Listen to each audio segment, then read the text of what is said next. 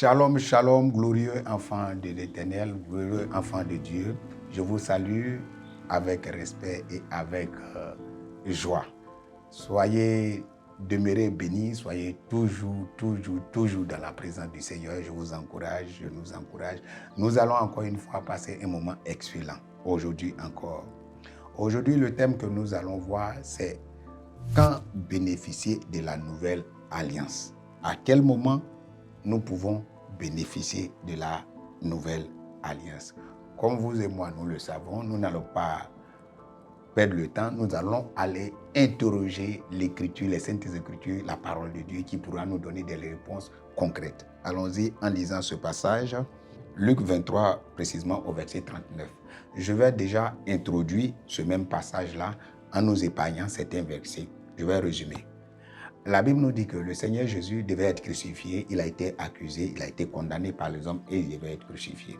Mais là où il devait être crucifié, il y avait deux personnes avec lui, à gauche comme à droite. Lui, il était au milieu et les deux, il y avait un à gauche et l'autre à droite. Mais la Bible nous dit que ces deux-là, étaient des personnes de mauvaise vie. Je vais maintenant continuer à lire pour qu'on gagne en temps. L'un des malfaiteurs l'injuriait, disant, « N'es-tu pas le Christ? Sauve toi-même et sauve-nous. » Mais l'autre le reprenait et disait, « Ne crains-tu pas Dieu, toi qui subis la même condamnation? Pour nous, c'est justice, car nous recevons ce qu'on mérite nos crimes. Mais celui-là n'a rien fait de mal. » Et il dit à Jésus, « Souviens-toi de moi quand tu viendras dans ton règne. » Jésus lui répondit, « Je te le dis en vérité, aujourd'hui même, tu seras avec moi dans le paradis. » Écoutez, cette histoire, elle est tellement fabuleuse et elle est remplie d'enseignements. Il y a deux personnes qui sont des brigands, des personnes de mauvaise vie, mais qui sont crucifiées en même temps que le Seigneur. Le Seigneur au milieu, l'un à gauche, l'autre à droite. Et il y a un des brigands qui se moque du Seigneur en lui disant ceci, en lui disant de se sauver lui-même et de les sauver. Et le deuxième qui va parler à la place, qui va prendre la défense du Seigneur Jésus en lui disant, toi et moi, nous sommes des brigands. Nous méritons ce que nous sommes en train de subir. Mais lui, il n'a rien fait. Et il dit au Seigneur, il fait une demande au Seigneur en lui disant, quand tu vas revenir dans ton règne, souviens-toi de moi. Mais regardez, écoutez très bien la réponse du Seigneur. Il lui dit ceci. Aujourd'hui même, tu seras avec moi. Où ça? Dans le paradis. Et notre thème, c'est quand bénéficier de la nouvelle alliance. Quand, à quel moment nous en bénéficions? Avec la vie de ce monsieur, nous avons déjà la réponse. Quand il s'est rendu compte que lui, il avait une mauvaise vie, il a reconnu qu'il avait une mauvaise vie. Et il s'est confié dans le Seigneur en lui disant, quand tu vas revenir là, souviens-toi de moi. Lui, il est brigand, il sait que ce qu'il mérite là, c'est ce qu'il doit, ce qu'on est en train de lui faire, c'est ce qu'il mérite. Parce qu'il est brigand. Un brigand, quand on l'attrape, un assassin, on l'attrape, on le crucifie. En ce moment, c'était ça. Donc, il n'a pas dit, ce qu'il est en train de vivre là, il ne mérite pas. Il ne s'est pas aussi moqué comme l'autre du Seigneur. Il a reconnu son état de pécheur. Il a reconnu qu'il doit être crucifié. Il a reconnu qu'il doit mourir. Parce que lui, il est pécheur.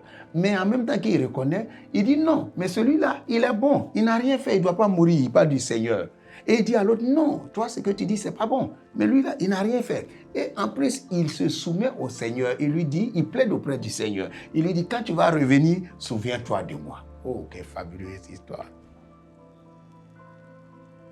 Voyez-vous, quand tu vas revenir, souviens-toi de moi. Du coup, la réponse du Seigneur a été instantanée en lui disant, aujourd'hui même, tu seras au paradis avec moi. Très cher bien-aimé, le Seigneur n'a pas changé, ses méthodes n'ont pas changé. Il a dit dans sa parole ceci, Dieu a tant aimé le monde qu'il a donné son Fils, afin que quiconque croit en lui ne périsse point, mais ait la vie éternelle. Ce brigand-là, il était en train de croire au Seigneur et il a confessé. Il a même prié le Seigneur de se souvenir de lui quand il va revenir dans son règne. il s'est confié au Seigneur. Mais bien avant de se confier, il a reconnu qu'il est pécheur, il est mauvais et que la mort, là, ça doit être son partage. Après avoir reconnu, il s'est confié maintenant dans le Seigneur. Voici le processus que chaque personne doit faire si nous voulons rentrer dans la grâce du Seigneur, si nous voulons bénéficier de la nouvelle alliance. Donc, quand bénéficier de la nouvelle alliance, c'est dès qu'on reconnaît notre état de pécheur, qu'on s'en détourne et qu'on se confie au Seigneur. Dès cet instant précis, nos statuts changent. Nos statuts changent de façon radicale et instantanée. Voyez-vous, il était là. Il était là avec le Seigneur sur la croix. Mais soyez rassurés. Il est dit ceci, Abraham était là-bas, il y avait le sein d'Abraham. Donc tous ceux qui mouraient allaient dans le sein d'Abraham. Mais lui, le Dieu Seigneur, n'a pas dit que tu vas aller dans le sein d'Abraham.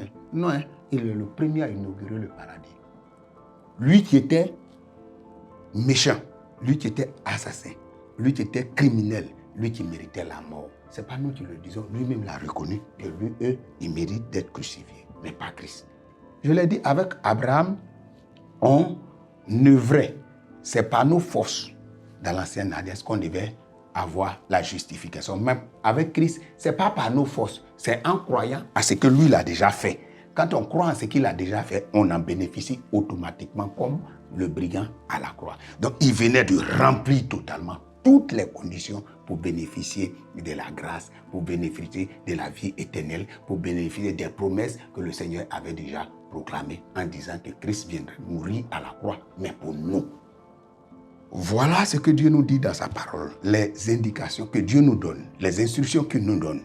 Il n'est pas compliqué et il est assez simple. Parfois, nous pensons que la façon dont le Seigneur a décidé de nous sauver est tellement simple que nous voulons ajouter nos efforts. Non, on n'a pas besoin d'ajouter un effort. C'est Dieu qui l'a décidé ainsi. Pour vous et moi, comme pour ce brigand-là, toi qui m'écoutes, si tu entends ce message aujourd'hui, c'est à toi que Dieu s'adresse. Si tu ne l'as pas encore choisi, si tu ne t'es pas encore confié à lui. Dès l'instant que tu te soumets à son autorité, tu viens sur sa grâce, tu reconnais que toi, il y a une personne, tu ne peux pas te sauver toi-même. Tu as des tas et des défauts et que tu mérites la mort. Mais avec lui, tu peux avoir le salut. Dès cet instant-là, ton statut change quand tu te positionnes ainsi. Donc, quand bénéficier de la nouvelle alliance, c'est dès l'instant que nous devenons enfants de Dieu. Dès l'instant que nous reconnaissons nos statuts qui n'est pas de pécheurs et acceptons maintenant de nous soumettre à sa grâce. Très chers auditeurs, très chers bien-aimés, nous allons prier ensemble et demander au Seigneur, dans sa grâce, de continuer à étendre cette même grâce qu'il a donnée à ce monsieur, à ce brigand, sur la vie de tous ceux qui nous écoutent, qui n'ont pas peut-être pas encore accepté le Seigneur, et qu'il maintienne ceux qui l'ont accepté déjà dans sa grâce, et qu'il étende encore sa grâce sur ceux-mêmes qui ne nous écoutent pas, mais qui n'ont pas encore connu le Christ, parce que c'est important, c'est ce pourquoi il est venu. Seigneur, nous voulons te rendre grâce, nous voulons te bénir pour ce moment que tu permets. Seigneur, ta volonté, ce n'est pas que le pécheur meure, mais c'est qu'il se répande et qu'il vive. Seigneur, étends ta main sur tes enfants, ceux qui ne t'ont pas encore connu, ceux qui ne se sont pas encore donnés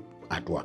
Car Seigneur, c'est pour le monde, c'est pour tous ceux-là, nous en premier et eux en second, que tu es venu à la croix. Seigneur, tu as donné ta vie pour eux aussi. Là où ils sont, Seigneur, touche-les, que ta grâce se répand sur eux, qui te connaissent et qui t'acceptent comme Seigneur et Sauveur. Nous voulons prier pour nous aussi qui t'avons déjà choisi. Seigneur, donne-nous la force de demeurer dans ta présence, de toujours proclamer ta parole, de parler de toi partout et de gagner les âmes pour la gloire de ton nom.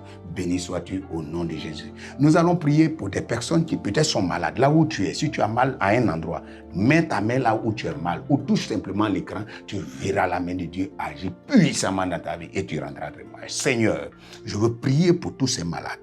Quel que soit l'endroit où ils ont mal, maintenant, mais libère ta grâce sur eux au nom de Jésus. Que par le Saint-Esprit soit visité, que le mal disparaisse de façon instantanée, que la guérison soit leur partage. Seigneur, nous bénissons ton nom parce que tu le fais au nom de Jésus-Christ. Amen. Shalom, shalom. Portez-vous bien, demeurez bénis. On se retrouve la semaine prochaine. Partagez, likez, partagez afin que d'autres personnes soient touchées par le message. Ça sera votre façon de contribuer à l'avancement de l'évangile. Dieu vous garde. Demeurez bénis. Shalom.